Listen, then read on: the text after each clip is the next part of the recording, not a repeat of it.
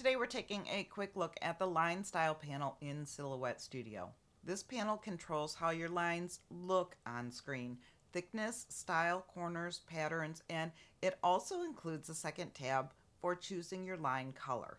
You'll find it on the right hand side of your screen. The icon looks like three horizontal lines. The bottom one is a dashed line.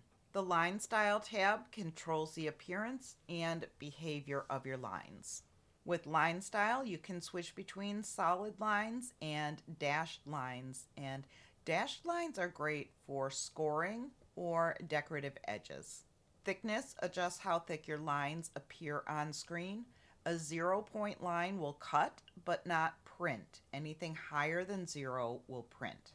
With the corner options, you can choose how your corners look, rounded, beveled, or sharp, and end caps control how the ends of open lines appear, flat, square, or rounded. Line position moves the line to the center or to the inside of your shape.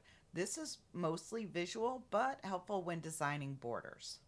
Line pattern turns your line into a decorative pattern. You can adjust the number of repeats or compress the pattern for different effects. If you have your lines set to 0 point, but you want them to show up in printed or exported files, turn this on. And let's head over to the second tab now. That is the Line Color tab.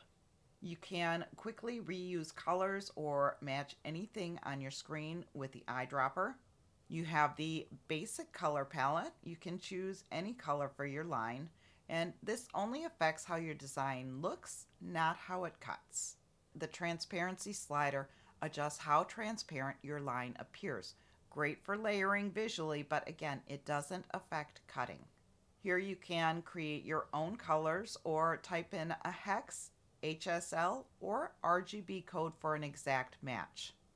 The Line Style panel gives you full control over how your lines look, from thickness and patterns to color and transparency. Try these tools with a simple shape to see how they behave.